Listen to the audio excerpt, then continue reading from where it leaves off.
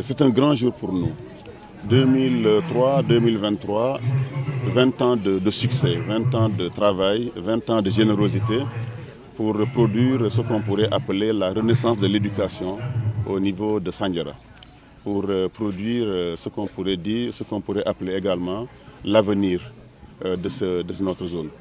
20 ans de succès pour former 10 000 élèves qui sont passés par ici.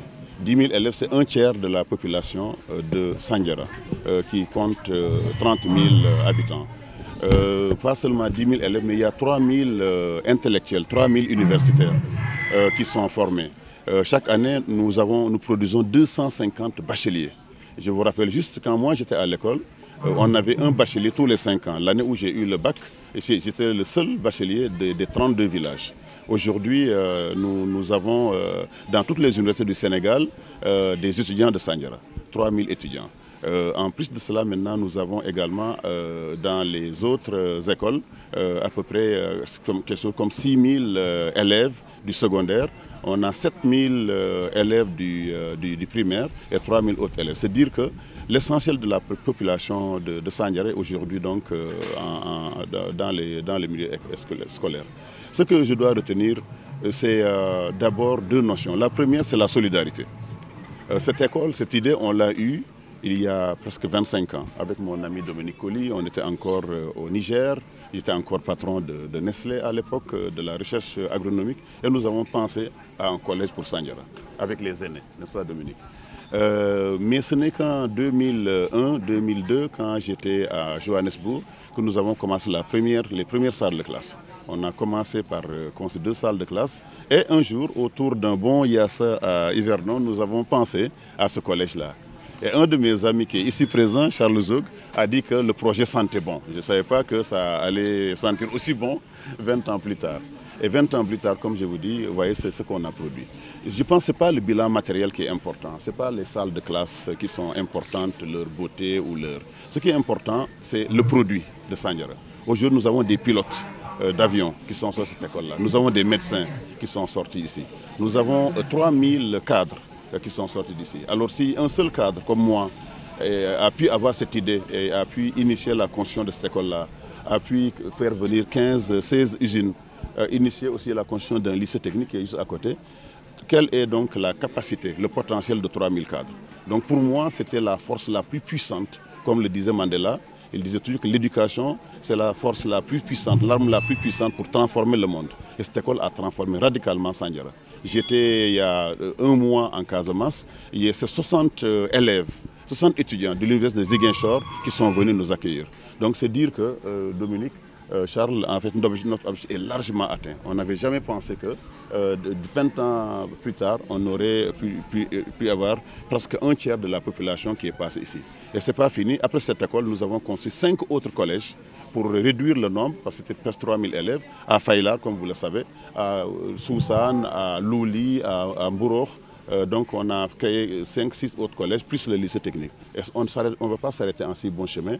Nous avons un projet pour changer toutes les portes, les fenêtres et clôturer l'école, comme vous le savez. Et l'école a vieilli. Quand quelqu'un a 20 ans, c'est vrai que le temps voilà, faut laisser des séquelles sur ce qu'on a fait. Mais pour moi, ça c'est la partie matérielle. Le bilan le plus important de cette école-là, c'est vraiment ceux qui vont diriger le Sénégal de demain. Je souhaite qu'ils sortent d'ici. Comme vous le savez, je pense que dans ma vision, il fallait construire une ville d'abord intellectuelle, où tout le monde est instruit. Je pense qu'il faut que 95% des personnes, des jeunes et des femmes sachent lire, écrire avec un métier. Mais ça ne suffit pas. Il faut aussi construire la ville autour de la fonction travail. C'est pour ça que j'ai fait venir les zones industrielles, les zones agricoles. Aujourd'hui, on a 5000 personnes qui travaillent. On a très peu de chômage à Sandiara. Et maintenant, avec le lycée technique professionnel, je pense que nous allons boucler la boucle avec la formation professionnelle. Là aussi, j'ai lancé un appel à mes amis suisses, parce que c'est les experts en matière de formation professionnelle. Et le dernier volet, c'est le volet universitaire. Vous savez que maintenant, on attend 3 universités, dont l'une est déjà la SUPDECO. C'est la plus grande école de commerce du Sénégal qui est juste installée derrière le lycée. Il y a l'université de Dakar qui est à Mbourok et il y a aussi l'école nationale, l'Académie des douanes qui est aussi à Sandiara. Donc finalement, la boucle elle est bouclée. On part de l'école maternelle à l'université et c'est ça ma vision. Mais je n'ai pas encore fini. quand je serai président de la République, je ferai de Sandiara en fait un département, je ferai de Mbour une région.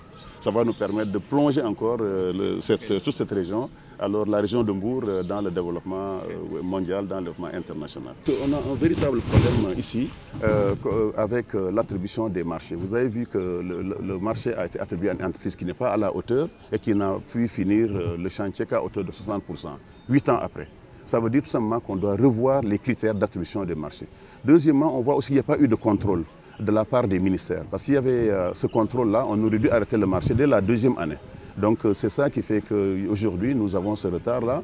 8 ans après, on aurait dû former 10 000 élèves, parce que c'est 4 lycées en réalité, pour que vous puissiez bien comprendre. Il y a un lycée de l'industrie, un lycée agricole, il y a un lycée du bâtiment et un lycée de l'hôtellerie.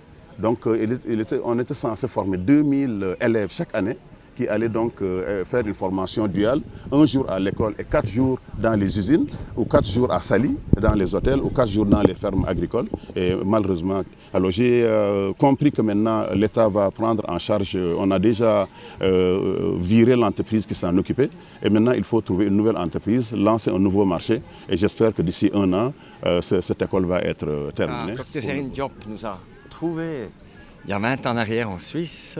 Il y a déjà une grande amitié qui était instaurée et il a expliqué son désir, sa volonté de trouver une solution pour progresser avec la commune rurale qui est ici. Il nous a dit, écoute, j'ai eu du plaisir, de l'honneur de naître ici dans cette fabuleuse région. J'ai eu la chance d'étudier, j'ai eu la chance de faire des grandes universités, j'ai eu la chance d'avoir un bon package. J'aimerais donner cette package, la chance que j'ai reçue, retour à la population de Sandiara et au Sénégal. Ça nous a convaincus. Monsieur Colli et moi-même, on a pris l'avion, on est descendu ici dans notre région. Il y avait là, tout juste à ma gauche, il y avait cette baobab, une banque, une tableau noire, et puis un instituteur qui enseignait les élèves ici dehors. Et là, Serine a dit, tu vois, mon rêve, j'aimerais ici un lycée. Et voilà, le dream, it's coming true.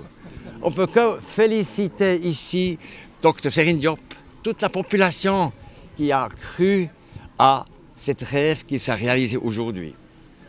Nous, on est des investisseurs frais, des financiers. C'est vrai, quand on investit comme financier, normalement, on veut un kickback, un dividende. Et quel est notre dividende? Le dividende, pour nous, c'est les 10 000 élèves qui ont passé cette école. C'est les 3 000 étudiants qui sont venus de l'université et puis qui sont venus retour ici, chez vous. Ça, c'est notre dividende. Et puis aujourd'hui, une fois de plus, on voit la population de Sandiara à la tête avec Dr Serine Diop a pris le chemin pour continuer de progresser ici dans ce fabuleux pays. On ne peut que vous féliciter et remercier que vous avez accepté notre accompagnement. Comment on peut refuser? Voyez, mon nom il est à la tête, sous le toit, dans la bibliothèque. Donc c'est quelque chose d'éternel pour moi. Je suis nu aussi,